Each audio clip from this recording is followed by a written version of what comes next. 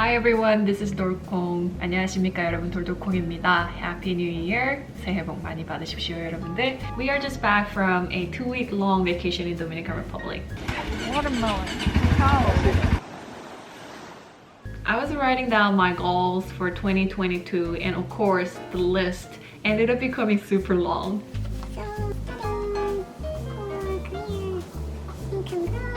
I just sat down to write down some priorities for this year, but the list became long, and when that happens, they are not your priorities, it's just your to-do list, right? I'm training for half marathon, studying English, running to chapter book club, running YouTube, writing my second book. And then when the to-do list becomes even longer, what happens is it becomes your wish list. It's not even a to-do list anymore, right? Learning Spanish, taking online courses in history, learning how to play the car. The reality is we know that we cannot do everything because we have a limited time, limited energy, so we should really focus on one or two things that we will spend the majority of our time and energy. So we all need some kind of configuration stage to figure out what will become our priority. And I was doing that work and I was going over my list, and number 1 and number 2 priorities for me this year are quite solid. I won't be able to compromise them probably, so those are career and income growth. And number 3 is studying English. And studying English is a super interesting goal to me because number 1, it has been always there on the list for the last 10 plus years. It's my lifetime nemesis. But number 2, it's never on the top priority. It never made to number 1. To me, at least, English is a tool.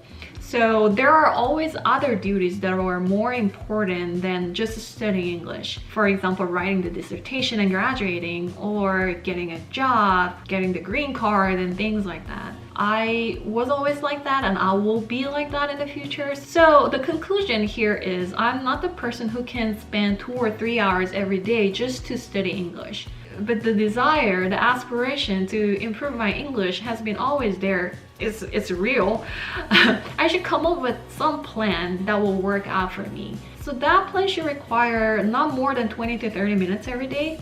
And then also that plan should be very efficient and effective, because at the end of the day, what's important is not the effort that I have made, but how much my English got improved by making that effort. I need some outcome here, right?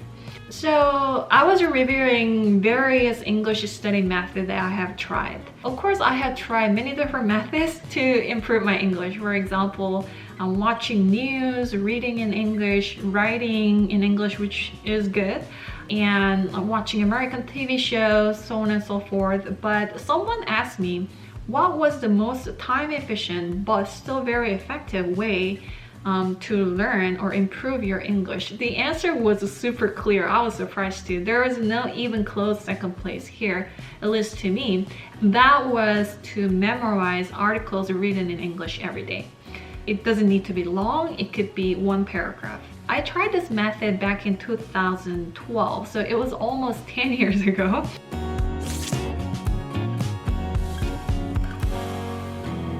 I chose one paragraph from the Time magazine specifically because that was what I was subscribing back then. And I will write it down on my flashcard and then I will memorize that paragraph. To do that, I had to read that paragraph over and over. I didn't spend more than 30 minutes every day, but I did it every day, and I did it comprehensively on a weekly basis. For example, I have one paragraph to memorize on Monday, but Tuesday I have one new paragraph for Tuesday, but I will revisit the paragraph that I memorized on Monday. So by Friday, I will have 5 paragraphs, right? One new paragraph for Friday, but 4 paragraphs that I memorized on Monday, Tuesday, Wednesday, and Thursday. So I did that every day. The reason why I think it was such a great way to improve my English is I still remember the expression that I learned by doing that, and I have used so many expressions so that I learned from that method so many times ever since. It's a well-proven method, at least to me, so I know that it works. But obviously at some point I chucked it, right? And the reason why I couldn't keep doing it, I think, was it is hard. When you try to memorize a paragraph full of new expression and words that you don't know, you can literally feel that your brain doesn't want to do it. your brain is like screaming, like, I don't want to do this. This is so hard and I'm not used to doing this. And I felt that it was not easy every morning. It was a struggle. It almost feels like doing a highly intensive workout for a short time. When they say that when you do a very highly intensive workout, even if it's a super short session, the residual effect of that workout will last in your body somehow, and then it will affect your body for the next 6 to 12 hours. It was almost feeling like that. You will pour out everything, all the attention you have to memorize this one paragraph for 30 minutes or 20 minutes, and then it will be somewhere in your brain. When you revisit the article on the next day, your brain will work very hard to retrieve what you learned on the previous day, and then also it will learn some new information from the new paragraph that you chose for that day. So it was intense, and I obviously didn't want to do it anymore. I wanted to come down on a little bit easier pathway probably, so I never went back to that method. But in 2022, as I shared before, I really want to focus my energy and time on priorities number 1 and 2, and they require all my energy and time. That's true. And also, of course, I need good rest to do that well, right? Then for priority number 3, I simply don't have much time physically, right? So for English, should be a little bit clever, and I will try the method that I tried 10 years ago one more time. It was hard. Probably I should just suck it up at this point, right? So that suck it up mindset is definitely required here. I learned why that method was such a powerful way to learn English from my tutor actually. When I asked my tutor what is the best way to take my English to the next level, his answer was super clear. Choose one article that you like. I didn't share my previous experience with him at all. I read, and I read out loud, and that kind of helps me like structure my sentences better. Then you find different ways to say things. That's a big, huge way to increase your vocabulary is reading. A really good practice for people is to read something out loud. What happens here is that you read, of course, to choose an article, and then you speak by reading it out loud, and then you listen to what you just spoke, right? So you can train speaking, reading, and listening simultaneously. When it comes to what kind of text I will memorize, probably, I'll this time start with HBR because that's what I have at home. And this is a novel, A Gentleman in Moscow. I read it last year, and then I really love the author's writing style. This book is full of beautiful expressions, so I may start from there. I may not transcribe or memorize all this text, but I'll probably extract the part that I really like and start from there.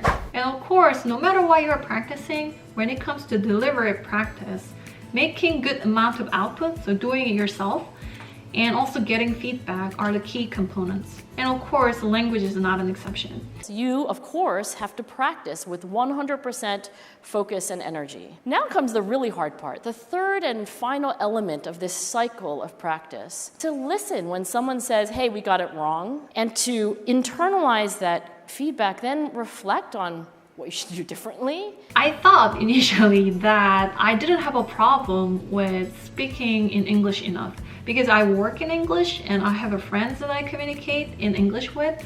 So I thought that I was using English enough. But what was happening, I realized later, was I was not getting any feedback. At this point, none of my colleagues or friends bothers to stop the entire conversation in the middle just to correct my English mistake, for example. Because improving my English is not the primary goal of that conversation, for example, at work.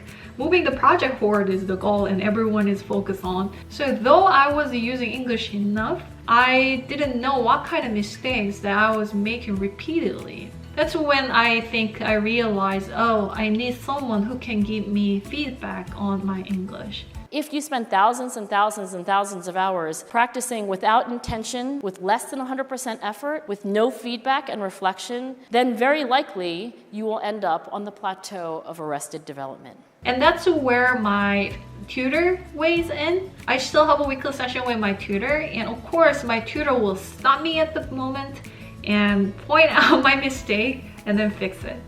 So that was a super helpful. And there are many ways to find a tutor. For example, you could go to the language exchange program and then find a friend there, or I don't know, you could go find an English major grad student who is willing to help you.